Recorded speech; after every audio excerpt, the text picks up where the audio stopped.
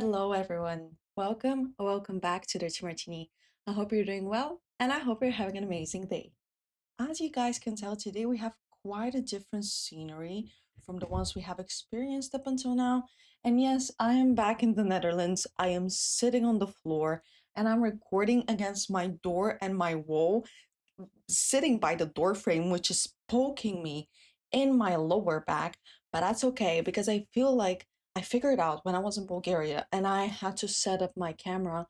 I realized, and it makes so much sense, that here, when I set up my phone and it's quite far away from me, and then I need to zoom in order to adjust the framing of the video, that when I zoom in, the quality of the video distorts. And if I put it closer to me, I will not have to zoom in and I can just like let it be and show you the original quality of recording, which is, if not perfect, but definitely way better. And you can actually tell that I have features on my face.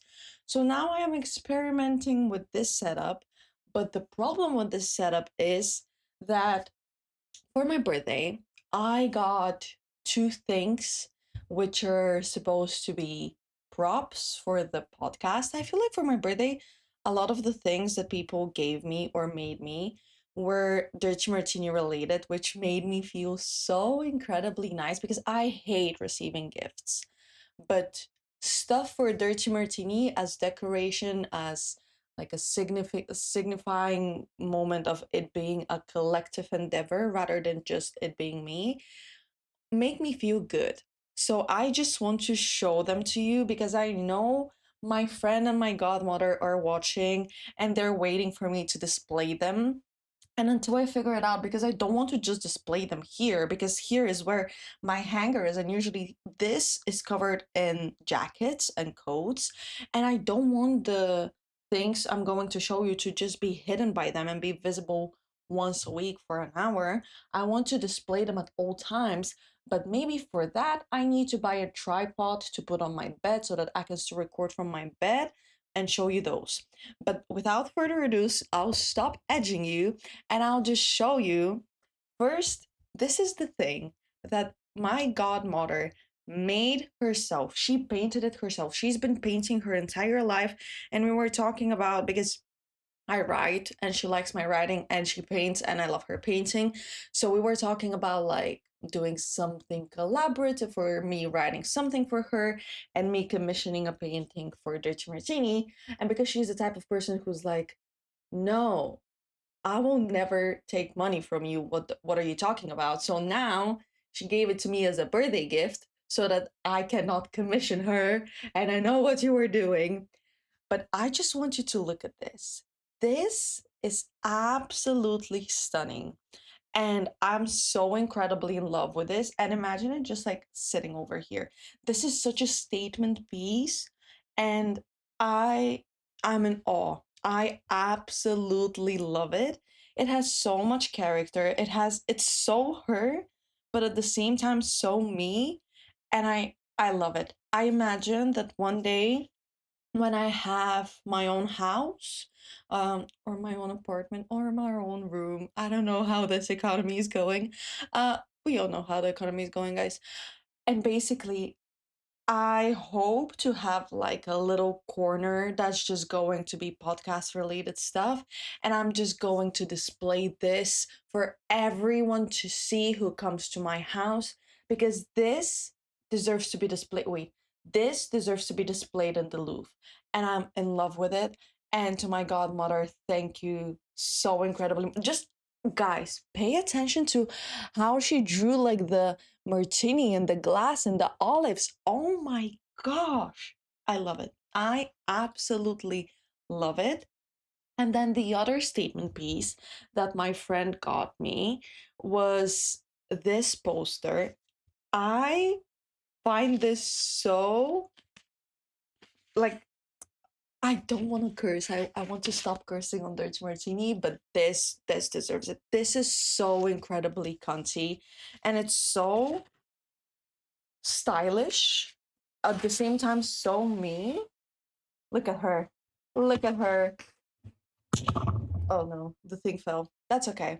This, and you have a recipe for a dirty martini. I think this is so cool. And just when I frame it and display it on my wall, it's going to look amazing. But I need to figure out ways to make it still visible in the podcast because you know how this is such a small space and I cannot really, maybe I can put them like here and here. I don't know. I will figure it out. But until I figure out where to display them, because I want those things to be visible more than an hour per week. I want them to, the second you walk into my room, those to be the statement pieces. So until I figure it out, I just wanted to show them to you because I know both of them are very eager to see their um, effort put into the gifts displayed on here because they did it with a lot of love. So yes, thank you girls so much. I really, really love them. Um, but yes, now I'm basically, yeah, you can tell by my voice that I'm still like a little bit, basically my immunity system, like my immune system was like, you know what, I'ma head out. And she did head out because I've been going through a lot of stress. Not only because of the thesis, a lot of it is due to the thesis, but also because of like some other stuff that I don't really feel like getting into right now. And also, the way I look is because I literally just woke up 30 minutes ago and tried to like make myself look a little less sleepy so that I can record because I've been procrastinating recording this episode because basically I came back to the Netherlands this week and obviously I'm going to tell you about my traveling. Don't you worry. Um but like since then, even though I've had like a week ish to accommodate back myself to the lifestyle here and adjust to things being the way they used to be, it is quite difficult for me because first of all, I'm incredibly sleep deprived. Second of all, it just feels very, very weird to be back because I ended up being gone for longer than I was supposed to. I ended up having to prolong my stay in Bulgaria. Everything's fine. Don't worry. Don't worry. Um, so I've been gone for almost a month. And that is sometimes as long as I'm gone throughout the summer. And it's just so like for a month, it's not like I forget who I am here, but I remind myself who I am back there. And just when I'm in Bulgaria, I feel, first of all, like a part of a community. And I'm not saying that here I do not feel like a part of a community. I'm just saying that there it's more heightened. You know, that's the first community that I ever knew and the community in which I feel fully integrated into. And basically, I know I'm surrounded by people whose attention towards me, whose behavior and attitude towards me is not transactional. And I'm not saying that people's here is like my relationships here are transactional. It's just like um it's different, you know, like to be surrounded by family and people who've known you your entire life and just to feel very wanted and loved and needed. And I really needed a reminder of that because in my life here, I have a lot of love. I have a lot of love. I have meaningful friendships. Um, but I don't really feel the way I feel back home, you know? Like it's different. Like the person I am here is different from the person I am there. And I feel like this is underlined a lot by the fact that here, no matter all the friendships, no matter the community I'm a part of, at the end of the day, I'm by myself. Like when I go home, I'm by, yeah, obviously I live with people and I love those people, but like I'm by myself, you know, like I came here alone and I'm not saying I'm lonely. It's very difficult to explain this without sounding so depressing and rude because like I am extremely appreciative of the connections I have here and they're the things that are helping me sustain my life here. But like I just know that for example, it's like the little things. Like it's so maybe going to sound so incredibly minuscule, but eventually when it adds up, basically here, I let's say like this is literally the most basic example, but like here, if I don't feel like cooking, if I don't feel like grocery shopping, I'll go to bed hungry, which is fine. I've been doing it for the past few days though, that's so not good. But like at home, I know that if I feel down, if I feel sad, if I'm sick and don't have it in me to go grocery shopping or cooking, or I'm too busy, I will still be able to sustain myself because someone else will help me with the food and cooking. And I know this is so much more than the food, guys, like this is so much more than like someone doing my dishes, because like I do the dishes at home. It doesn't matter. Like I know this I'm making it sound so incredibly trivial, but it really is not, because like basically here I don't have the option to be weak. I constantly have to be strong. I constantly have to show up. I have to be consistent.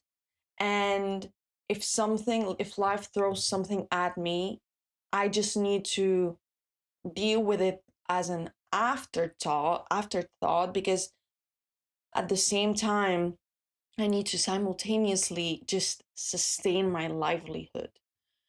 And obviously, this is what people deal with all the time. It's just like back home, I can allow myself to be weak. I can allow myself to not be okay at all times. I can allow myself to, I want to say, take a break, but also I can allow myself to just fall apart, because I know that there will be someone who will help me pick up the pieces. Whereas here, I cannot even allow myself to fall apart in the first place, because it will have to be me picking up the pieces. I don't know if that makes sense. So it was really nice to be back home. Obviously, like there's up and downs everywhere, and like advantages and disadvantages, and like I'm not saying that I don't like my life here. It's just my life here is way different from my life there. And um yeah, it feels quite weird to be back, also food related, because my grandpa is already growing like the vegetables, like lettuces, is that like, is this lettuce have a plural? I don't give a shit. I said I don't want to curse. I said I don't want to curse. Stop it, stop it. I don't want to curse. I want this to be PG-13 content. um yeah, and basically I've been eating good food, and I did not bloat once, and I ate a lot, and I mean like I ate a lot. And I came back here, and the second I just took a sniff at the food I'm going to be eating here, I am not kidding you. I'm bloated, painfully bloated every single day, eating the exact same way I ate back home. It's just the quality of the produce is just outrageous. And yeah, that's quite sad, because like the majority of the time I actually live here, and I don't like being bloated, because like obviously that's painful. So that's fun. That's incredibly fun. But another reason like I've been postponing like recording is because like I've yeah, like I mentioned, I've been struggling to adjust, because I feel like every single time after, because like I was doing like some studying and like thesis related stuff, but I was not as on top of my shit, excuse me for cursing, um, as I am when I'm here, because like obviously back home, like, I hang out with people every day until like 4 a.m. and then I wake up and I go to work, and like that sleep deprivation does not put that much of a strain on me the same way the sleep deprivation does here. I feel like I'm just complaining a lot. Let me just like, so basically yesterday I was like, oh, what should I talk about? What should I talk about? And that's the thing though. At least here, when I'm in the Netherlands, I have stories to talk about, because life is testing me. Because every single thing of life I need to deal with by myself, and I need to fix everything alone. So when I'm home and there's someone also who can take care of me in a moment of need, that makes life a bit easier when you're part of like a tight knit community. So basically, it's pros and cons, I guess, because like in Bulgaria, I was really struggling so much to come up with topics that I want to talk about because nothing necessarily was happening in my life because most of the stuff were going smoothly. And like, what am I going to be like, come on here and be like, hey guys, like, yeah, I just chilled with friends and family and it was cool. What value does that add to the episode, to the podcast? I'm like, it adds value to my life. Um, but here, because I need to deal with everything by myself and I just am put in situations that I wouldn't necessarily be put in when I'm back home, I learn interesting stuff and I experience quite different stuff and I have stories to tell. So I'm not like, this is, by the way, not me trying to be like, oh, you need to live with your parents your whole life. And if you want to go abroad, you shouldn't. And you should just always stay forever where you were and never develop because this is your comfort zone and your comfort zone is so nice. Yeah, your comfort zone is nice, but like you also don't grow up, like you don't develop. Like, yes, I don't like it. Life is a bit on an easier mode back there because I have someone to help me and like have someone to help me deal with the problems. But here, by dealing myself with the problems, I learn a lot more stuff and I become way more equipped at dealing with life and what life can potentially throw at me because uh things are not going to be forever like this. And things are not like this always. So like it's very complex, and this is not me trying to like by pointing out the disadvantages here and like feeling weird that I'm back here. This is not me trying to say that I regret coming here or that I don't like my life here. I like my life here. Is just like very different from the life back home, and the person I am here is very different from the person I am back home, even though it's still me. It's just like the things, like the mindset that I need to have here is different from the mindset I need to have there. And I'm not saying that either is better or like worse. It's just it's different. And I am very lucky that I get to experience these different versions of myself so that I can position myself at their intersection and become capable of dealing with life throws at me, but at the same time, know what it's like to be a part of a community and know what it's like to ask for help. Because here, I'm very ego driven and I never ask for help, even if I need it, but I refuse to acknowledge the fact that I might need help for something. So it's very interesting. And I love my life here. I love my life there. Neither is better. They're just different. And so am I in whatever context I'm situated. So that's that. That was not a rant I was expecting to have, but I guess it is a rant that happened. And if that does not sum up what Dirty Martini is, then I don't know what does. Um, basically, what I wanted to quickly talk to you about, quickly because my throat is giving up on me, is my travel stories. Because I feel like every now and then, every once in a blue moon, when I bring a travel story to the podcast, we're just reminded of how persistent I can be and actually what life can throw at you. And I feel like even though they may not be entertaining to live through, those stories are entertaining to tell and listen to. Because it's like every single time you think things cannot go worse, they do. And this time around, actually, because I mean, I guess it's just like compared to everything I've experienced this year when it comes to traveling, yeah, that was quite a pain-free traveling and it was all right-ish. Like I arrived with only a little few hours, a little few, and that's on English grammar. And that's on English grammar at 10 a.m. on a Sunday after not having slept, but that's okay. Um, what was I saying? Yeah, I just arrived a little bit later, which okay. So basically, guys, um my travel story. This time around, my flight, for whatever reason, was scheduled, my flight from Sofia to Eindhoven was, and mind you, guys, they're going to close Eindhoven Airport. They're closing the airport for over a year. Yeah. They're closing it because they need to fix the surface of the, like, the takeoff and the landing strip, I guess. Um, which is fun. Because like now flights will be happening from Amsterdam, which is extremely expensive, or Maastricht, which is literally 5 hours away from where I live.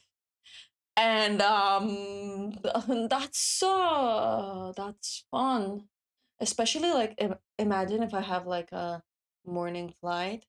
I'll literally then be traveling. I mean, nothing new. I'll be traveling for 2 days. Uh, but it's just like everything feels personal at this point.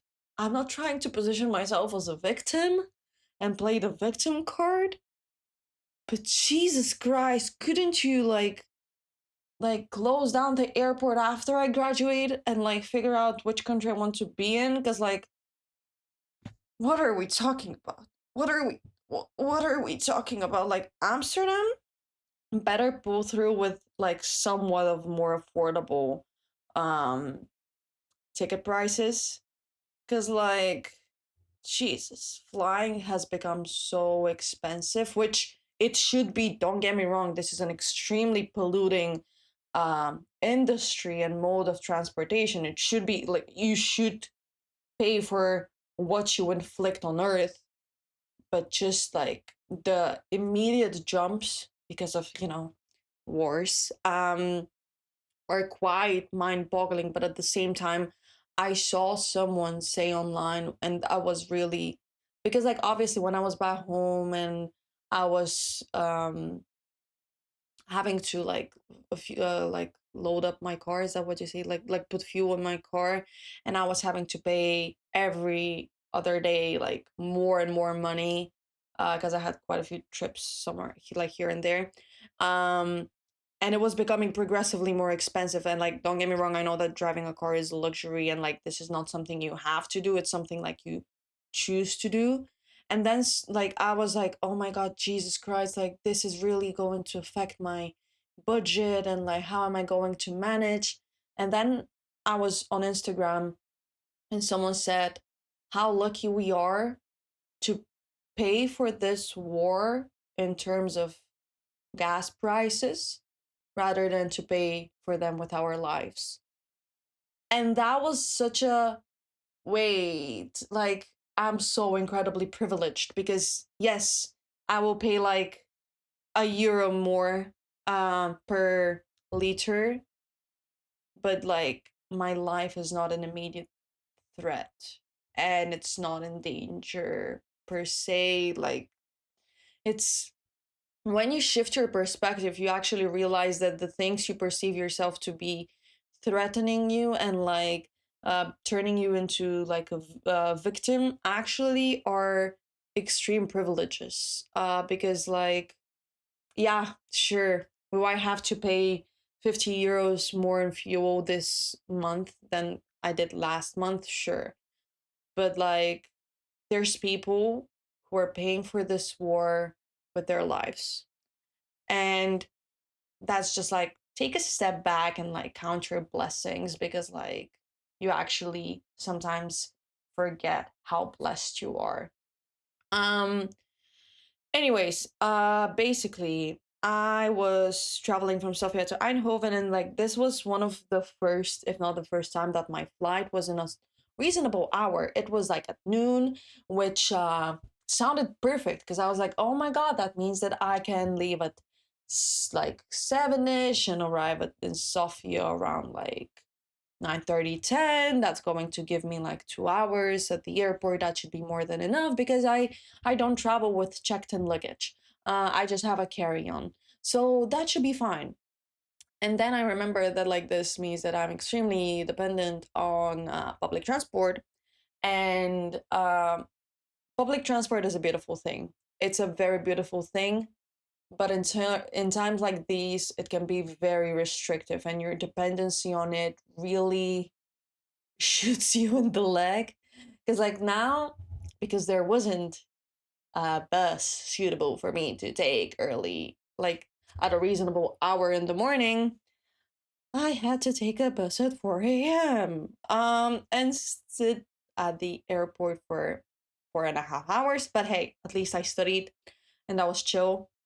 But basically, securing my ticket for this bus was so incredibly difficult because initially I tried to get a because I was supposed to arrive here the day after Orthodox Easter, but then I ended up having to prolong my stay for some reasons. And basically, it was so difficult to book a ticket because they were going so fast as if they were like, I don't know, like warm bread from the bakery early in the morning. Um, and so I saw this one that goes directly to the airport, but it was fully booked. And then something like send me a signal from above and was like, check again. And there was a ticket. But the thing is, okay, guys, in Bulgaria, we do things quite differently. In the Balkans, we do things quite differently. We don't just do official stops. If like something is going on the way and you're by bus, you can just call up the driver or like the company that organizes the trip and be like, "Hey, can I get up? Can I get on the bus from this village instead of the original um destination?" And most of the times they'll be like, "Yeah, sure, just wait for us here. Don't be late." Because like this is an exception rather than the rule. um and this like getting on the bus from that specific unofficial stop in the itinerary is something I've done multiple times, like, well, multiple, like I do this every single time because like I go to the um airport by bus, and like the bus that goes to the airport is not from my town, it's like from a town that's like 50 kilometers away, so I can just like wait at another town so that I can get on the bus. It's complicated, I know. um and basically I was supposed to travel, like I said, on Monday, and I the second a seat became available for that bus was because someone had returned their ticket, but that was already Saturday evening, like, well, Saturday late afternoon. And at this point, the like information desks and the desks from which you can buy a ticket, because like if you buy a ticket in person, you can specify that you want to get on, why am I saying get up, get on the bus from this unofficial stop, so it's like for certain that they will stop for you. But online you can only select the official stops, so I will have to buy from like a further stop, pay more money, and then have to call them and be like, hey, just so you know, I'll be getting on the bus from here, please don't forget me, with the chance of them forgetting you. uh, and basically, because it happened late in the late afternoon on a Saturday, I could not book it in person. And I called multiple times the company that organizes the trip, and they were like, well, you've remembered to buy your tickets so early in advance. I'm like, ma'am, it just became available. How is it my fault? And the thing is, the day after, it was the Bulgarian elections, and they did not work. Like the desk did not work. Elections we don't talk about. Because like, you know how I told you last week? I mean, like, for the Bulgarians who like understood what I said last week, I said that I don't want to impose my political views on you. Guys, this is not what I meant. This is not what I meant. Anyways, basically, um so they told me, yeah, just book it online from the official stop and call us tomorrow to confirm that you're getting from the unofficial stop. And I called the day after, and they pick up and they're like, listen to me, Missy, and just started yelling at me. I'm like, you're really testing my patience because like, listen to me, Missy, when I'm literally just doing the thing which your colleague told me to do because they were pissed that I had to call and confirm that I'm going from an unofficial stop.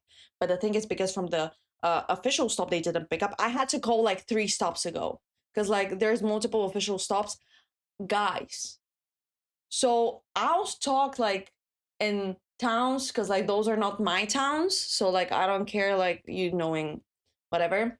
Um, the bus leaves from Vagna, which is like East Bulgaria, and like the next official stop is Veliko Târgu, and from there it goes to Sofia, which is west. Like Veliko Târgu is like more middle, and basically from Veliko Târgu they did not pick up.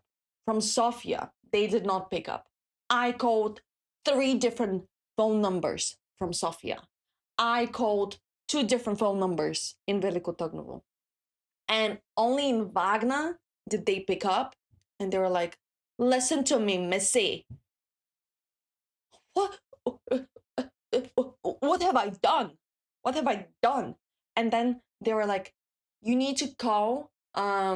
Not now, because what am I going to do now? Well, like, there's nothing I can do." So because my bus basically leaves at 4 from Veliko Târgu to Sofia, I would have to call around like 4:30 to remind them that I'm getting from this unofficial stop.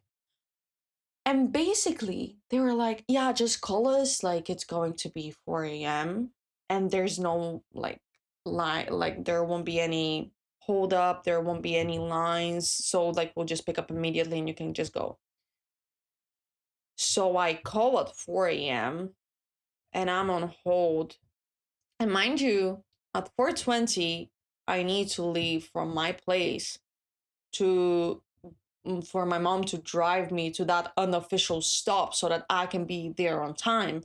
But I cannot start getting ready while I'm still on hold because what if I'm brushing my teeth and they are just like, "Hey," and I'm like, and basically, I was on hold for 25 minutes. And the thing is, well, that happened actually the day before when I was trying to book my ticket, when I was calling like 2 times Velika Tognovo, multiple times Sofia, multiple times Wagner. And I was calling and calling and calling. And then literally at a certain point, because like it's one of those like pre-recorded, like press 1 if you want to get information about a journey in Bulgaria. Press 2 if you want to get information about a journey outside of Bulgaria. Um, and after 7 or 8 calls, yeah, I called that much. Um, I just received an automatic message. You've reached the limit of times you can call the company. And they just hang up. I'm like, what the fuck do you mean I've reached the limit of number of calls I can make to the company? What are you why is there such a limit to a travel company that tells you call us for your trip to confirm you embarking on the bus? And I called from multiple different phones, and I think it's because we all have the same contract. They just blocked us. And that was fun. That they made themselves so unattainable, and that was so incredibly annoying because like I'm dependent on those people and there's no other way for me to get to Sofia so that I can come to the Netherlands, you know. So that was stressful. And one day, I know public transport is a great thing. I know it's way more sustainable than private traveling, but one day I pray to not be dependent on public transport in order to get there. That doesn't mean I won't be using public transport, but I don't want to be dependent on it. Because in situations like these, when they're like, you cannot call us anymore, or when they're like, listen to me, Missy, or when they're like, yeah, you've remembered so early to book your like ticket, you're just like screwed, and there's nothing you can do because like they're the ones providing the service, and they can reject you from like providing your service. So like it's not really pleasant. And then after 25 minutes of being on hold, the customer service representative just picks up the phone and is not talking to me at all. And they're talking for a minute and a half to some colleague of theirs about like, oh, so are you going home now? And like, what are you going to do? And I'm like, what was that sound? I'm sorry. I'm sorry. I was just like really pissed. I know it doesn't sound like really annoying right now when I'm telling it, but I just want you to imagine that all of this is happening while you're under extreme pressure. Because like if this thing messes up, you're missing your flight. And if you miss your flight, you need to pay 300 euros for the next one. Which is a lot of money, a lot of money, especially when you don't have it. Um, so yeah. And then eventually we start talking, we communicate, and she, like the customer service representative, is like, why are you calling when you're already in the books? Like we know you're going to get on that stop. I'm like, what do you mean? What do you mean? Because like your colleagues told me this. They were just playing games with me, okay? They were just playing games, and they they outdid the doer, okay? They outdid the doer. Um, and I get on the bus eventually, and because I book, the very last ticket, I am in the last row when it's where it's like 5 seats next to each other. And I'm not in the middle, but like the one next to the middle on the left. So like the second to last to the window. Um, and there's this man sitting in front of me who not only is he snoring to the point that he is testing the capability of my earplugs, because the thing is, because of my trials and tribulations of being unable to sleep on public transport because people were just so incredibly loud, and like the train at 3 a.m., I just started wearing earplugs. And they were being tested that day. And I feel like it was proven to me that they do not work all the time. And basically, this man is snoring so loud, like it's making my heart vibrate. But not only that, he's sitting, like literally, he's the seat in front of me. He has reclined his seat so much, and he was sleeping when I got on the bus. People had to get up from the middle seat, a mother and a child, like a baby, like a 1 year old baby. They had to get up from the seat so that I can slide into, because I tried to lift the seat, but that man was like, I could not move him. I just simply could not move him. And he had reclined his seat so much that basically, I'm not over exaggerating, he was laying in my lap. His seat was against my knees. And do you remember I told you I have problems with my knee? Yeah, and I tried to lift and I tried to lift and I couldn't. So I had to somehow man spread and like take it like a specific position, because like what are like, I'm sorry, like I get it, like you want to recline your seat, but like can we like be aware of the people around us and how our actions may affect them, because like you're making it like impossible for me to be in my seat, and there's nowhere for me to go. And like I tried to push his seat, because like in moments like these I don't have it in me to be kind, because like I've tried, and like he would not wake up, and no one else could sleep because he was snoring so hard. And it's just like, of course that would happen. And then I arrived to the airport. I studied for 4 hours. And the thing is, now, one of the last things I'll say, actually, I'm fully lying. Like, this is not, I don't know, man. Basically, actually, it is technically one of the last things, because yesterday at work during my break, I was trying to structure today's episode. Yeah. Yeah, divas. Yeah. Fully on daily paper. Fully on daily paper.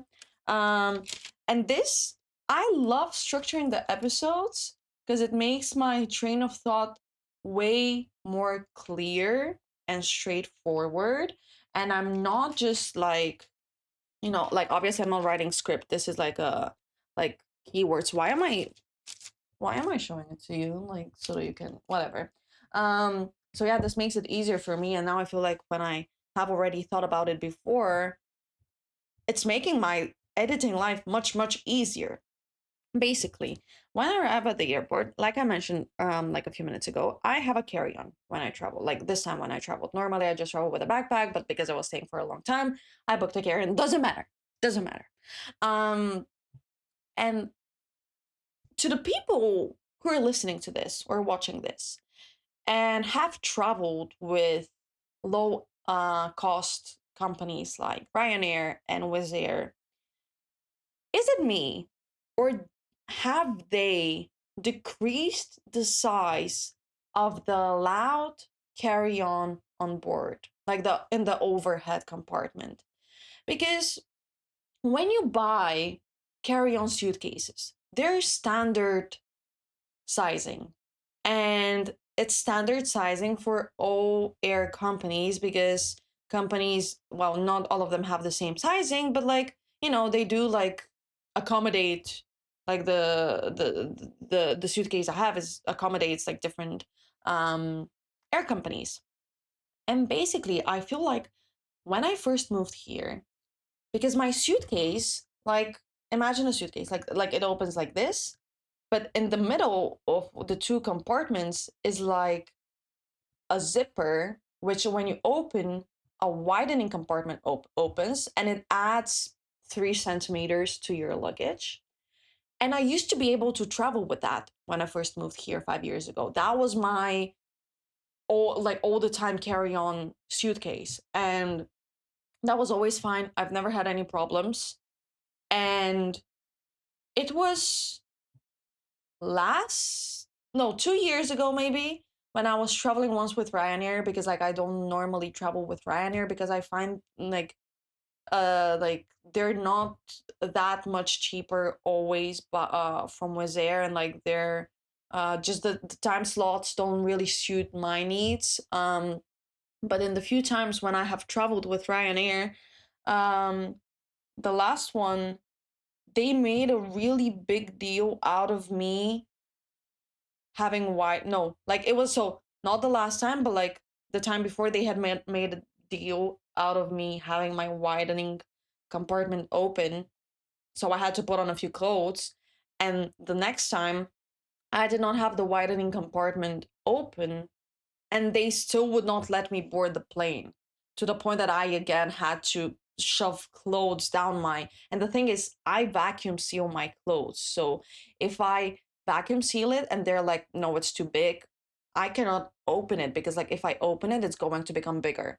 So yeah, and I need to figure out ways to like put on some things and like in my pockets, and I'm literally wearing like um three t-shirts in my jacket pocket, and like I'm wearing three jackets and yada yada yada. And like it's so interesting because it didn't used to be like this, and I feel like it was never clearly communicated like change of the sizing of the carry-on. At least I'm not aware of it. And basically, then because I am now aware that they don't like the widening compartment, I never opened that widening compartment anymore. And I always just use whatever the standard compartments are. And I never overfill it. Like a lot of the times I even um leave space in the suitcase so that when you squish it, it goes even like thinner so that they cannot say anything. And this time around, I go to the airport, and you need to go through like an initial check before they let you into like a security check before you go to the gate. Um, and I go there and they're like, no, that's too large. I'm like, but like it's like when you press it, like that's literally just like at a certain point you cannot thin it anymore because like the suitcase is made of hard material. You cannot just squeeze it. So I go there and I try to empty basically one of my compartments, and I'm wearing three jackets. Mind you, in Sofia, it was hot as hell because, like, it's almost May at this point. Like, it's obviously going to be hotter and hotter. Um, I'm wearing again, like, uh, just like t-shirts in my pockets, and like I was thinking about taking out my shoe to put like my shoe in my other pocket, and it was just like, what are we talking about? And then I go and I there's like the things, like the stands you put your suitcase in to see if it fits. So there's one before that initial check.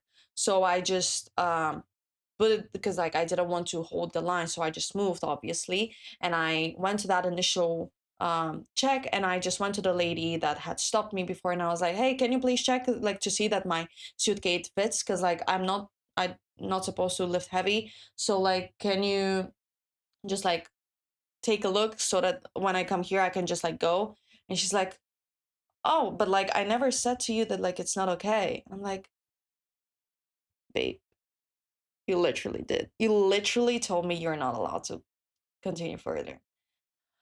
So that was fun. And because I was scared that the flight attendants will have a problem with my suitcase size, I wore those three jackets, which was not ideal because it was hot.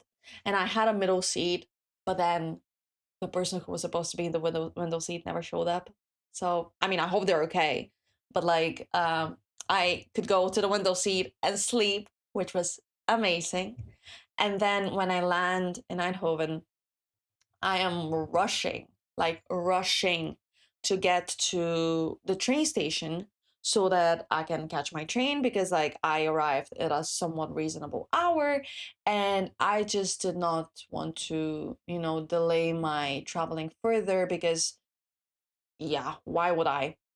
And basically I'm rushing, and I get on the train and I'm chilling. Like literally am having a meeting with my group from this one course about our group project, and we're talking. I have my headphones in.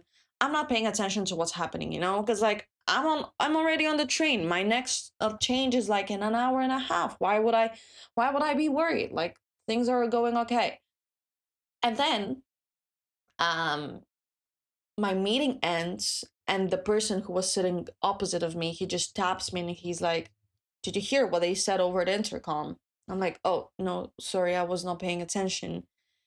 And he just tells me, well, they said that we're going in the wrong direction and we're going further south. And like, if you guys open the map of the Netherlands and you see where Eindhoven is, and they're like, we're going further south, basically we're going to Belgium at this point. The problem is I live very much in the north. So now, even though I did not want to prolong my travel, I had to get off on the next stop and then travel for an hour further to be able to go on my initial trajectory. And at least I met like this cool girl, but like, if this is going to happen to someone, like the train messing up the direction of, like, oopsie daisy, if it's going to happen to someone, it's me. It is me. Because like,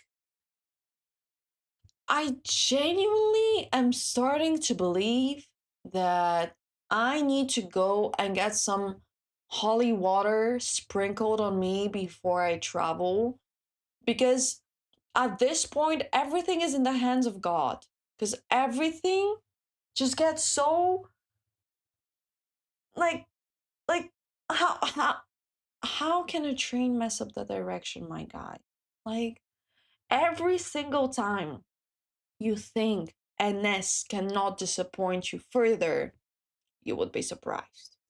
You would be surprised. And then I come back here, like, after 4.5 hours of traveling, And basically, I catch the bus and I see, and I had forgotten that we received a letter in the mail that they're going to be doing full reconstruction of the entire neighborhood because they want to make it like a neighborhood zone, like a living zone or whatever, where like the cars are not allowed to be driving or over 30 kilometers per hour.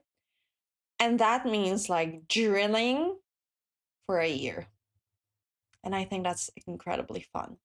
That is so incredibly fun and that's so incredibly exciting because, like, the second my neighbors stop with the drilling and the reconstruction, the municipality starts.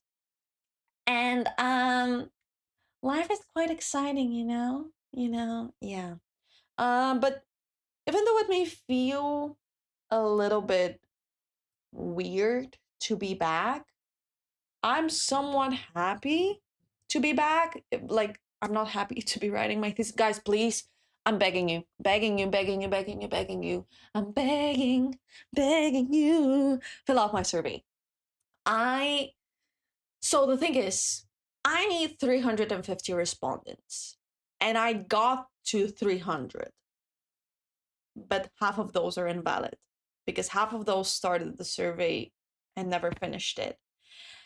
So help a girl graduate by going and filling out my survey for my thesis. I would be very, very appreciative. I promise to share the results with you as much as like the confidentiality part allows it. Um, but with that being said, that was it pretty much with me traveling this time around. And it's, yeah, yeah, I just like, I don't have any travels planned anytime soon. So I hope there's no like being like screwed up by public transport, but like at this point, who knows? Who knows? But yeah, I just want to thank you all so much for listening to this episode. I hope you enjoyed it, and I hope to see you in the next one. But until then, stay hydrated, wear sunscreen, and don't support genocide. Bye.